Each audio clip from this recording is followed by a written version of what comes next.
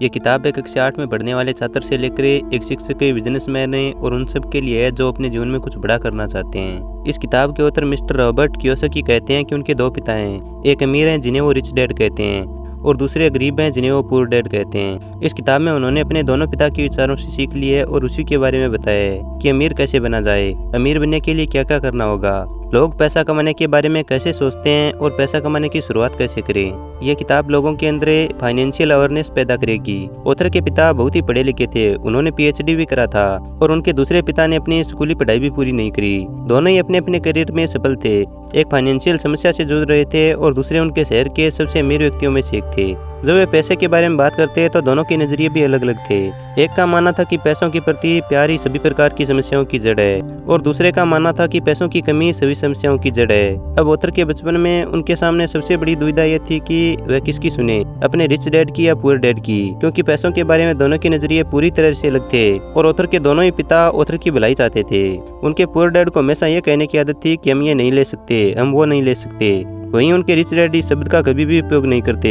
उन्हें इस वाक्य से बहुत नफरत थी, यहाँ तक कि उन्होंने ऑथर को भी इसका इस्तेमाल करने से मना कर दिया। ऑथर के रिच डैड कहते थे कि तुम अपने आप से पूछो कि तुम इस चीज को कैसे ले सकते हो। उनका मानना था कि जब तुम कहते हो कि तुम यह चीज नहीं ले सकते तो तुम्हारा दिमाग काम करना बंद कर देता है, और उसके विपरीत जब तुम अपने आप से यह सवाल पूछते हो कि तुम उस चीज को कैसे ले सकते हो तो तुम्हारा दिमाग अपने आप काम पर लग जाता है। उनका यह कहना बिल्कुल नहीं था कि आप सब कुछ खरीदते चलो। उनका यह कहना था कि अपने दिमाग को हमेशा एक्टिव रखो, उसे काम पर लगाओ, जिससे तुम्हारे ब्रेन की एक्सरसाइज होगी और वह दिन ब दिन मजबूत बनता चला जाएगा। उनके पुअर डैड कहते थे कि कभी रिस्क मत लो और उनके रिच डैड कहते थे कि रिस्क को मैनेज करना सीखो। उनके पुअर डैड कहते कि बहुत पढ़ाई करो और कॉलेज की डिग्री लो और एक अच्छी सुरक्षित नौकरी ले लो। वहीं उनके रिच डैड कहते थे कि पढ़ाई करो और पैसा कैसे काम करता है वह सीखो, पैसे के लिए काम मत करो बल्कि पैसा को तुम्हारे लिए काम पर लगाओ। 9 साल की उम्र में रोबोट यानी कि लेखक ने डिसाइड किया कि वो अपने रिच डैड की सुनेंगे और उनसे पैसों के बारे में सीखेंगे और पैसे के मामले में वो अपने पढ़े लिखे पुअर डैड को फॉलो नहीं करेंगे। रियल में उनके पुअर डैड उनके सगे पिता थे जो बहुत पढ़े लिखे थे और एक टीचर की नौकरी करते, लेकिन वह पैसों के मामले में गरीब थे। वहीं ऑथर जिसे अपना रिच डैड कहते थे वो उनके दोस्त माइक के पिता थे, जिनके पास रॉबर्ट और उनका दोस्त माइक पैसे कैसे कमाते हैं वो सीखने के लिए जाते थे। रॉबर्ट के इस रिच डैड ने अपनी स्कूलिंग भी पूरी नहीं की थी, फिर भी वह शहर के सबसे अमीर लोगों में से एक थे। रॉबर्ट और माइक के कहने पर उनके रिच डैड उन्हें पैसे कैसे कमाते हैं वह सिखाने के लिए तैयार हो गए। उनके अमीर पिता ने उन्हें कहा कि आप कितना पैसा कमाते हो यह जरूरी नहीं है, जरूरी है कि आप कितना पैसा बचाते हो। बहुत सारे लोगों को ये नियम पता नहीं है, इसलिए देखते हैं कि लाखों रुपए की लॉटरी जीतने वाला गरीब परिवार अचानक से अमीर हो जाता है, पर कुछ ही सालों में अपनी पुरानी हालातों में आ जाता है, क्योंकि उन्होंने पैसे बचाए नहीं, सिर्फ उन्हें खर्च किया। लंबे समय में आप कितना पैसा कमाते हैं वो मैटर नहीं करता, आप कितना पैसा बचाते हैं वो मैटर करता है। सबसे पहले आपको एसेट और लायबिलिटीज क्या होता है उसको समझना होगा, उनके बीच का अंतर समझना होगा।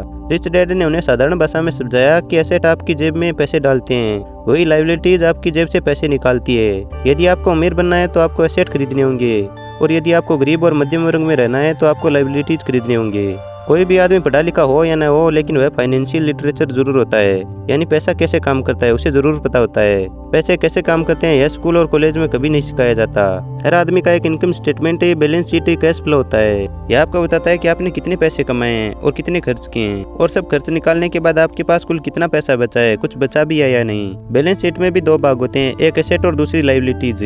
आपके एसेट आपके लिए पैसा बनाते हैं, ये आपको पैसा कमा कर देते हैं। जमीन, शेयर मार्केट और ब्रांड्स में लगाया गया पैसा आपको कमा कर देता है। और लायबिलिटीज का मतलब घर का लोन, कार का लोन है, क्रेडिट का लोन है, ये आपकी जेब से पैसे निकालते हैं। गरीब आदमी का कैश फ्लो, गरीब आदमी के पास एक कमाई का स्रोत सिर्फ वेतन होता है। उनका लगभग पूरा पैसा घर का किराया, खाना, कपड़े और उन्हीं में चला जाता है। महीने के अंत में इनके पास न के बराबर पैसा बचता है और कुछ नहीं बचता है। गरीब आदमी की बैलेंस शीट देखते हैं तो गरीब आदमी का एसेट कॉलम में हमेशा खाली रहता है। वह इसलिए होता है क्योंकि उनके पास महीने के अंत में कुछ नहीं बचता। यदि बचता भी है तो वह उसे एसेट में नहीं लगाते, बल्कि उसे टेलीविजन, मोबाइल फोन जैसे मनोरंजन साधन खरीदने में ही खर्च कर देते हैं। और वो ऐसा इसलिए होता है क्योंकि उन्हें किसी एसेट के बारे में किसी ने बताया ही नहीं होता है। अब मध्यम वर्ग का कैश फ्लो देखते हैं। मध्यम वर्ग लोगों का एक सेट पैटर्न होता है। जिनकी जल्दी में शादी हुई थी वह पहले किसी नए घर में किराए पर रहने लगते हैं, फिर खुद का नया घर लेते हैं और जैसे जैसे इनकी आय बढ़ती है वैसे वैसे कार और दूसरा सामान लेने लगते हैं, और फिर उनका लायबिलिटीज का कॉलम में होम लोन, कार लोन है, इन्हीं से भर जाता है। इसके बाद लोन की किस्तों की वजह से उनका खर्च बढ़ता है और उनकी पूरी सैलरी उनके महीने के खर्चे में ही चली जाती है और उनका पूरा एसेट का कॉलम खाली ही रह जाता है। और अब अमीर आदमी का कैश फ्लो देखते करते हैं। अमीर आदमी के एसेट उनके लिए पैसा कमाते हैं। ऑथर के गरीब पिता की सारी सैलरी लगभग उनके महीने के खर्चे में ही चली जाती थी और उनके अमीर पिता कई सालों से एसेट में पैसा लगा रहे थे, जिसके कारण उनका एसेट कॉलम में उनकी लायबिलिटी से बहुत बड़ा हो चुका था, जो अब उनके एसेट उनके खर्चों से ज्यादा पैसे बना रहे थे। ऑथर के अमीर पिता भले ही पढ़े लिखे नहीं थे, लेकिन वह पूरी तरह से फाइनेंशियल लिटरेचर थे और पैसा कैसे काम करता है उन्हें बहुत अच्छी तरह से पता था। चाहे आदमी गरीब हो या अमीर, उसे पैसे तो कमाना आता है, लेकिन उसे पैसे को मैनेज करना नहीं आता। उन्हें बहुत हार्डवर्क करना तो आता है, लेकिन अपने पैसों से हार्डवर्क करवाना नहीं आता।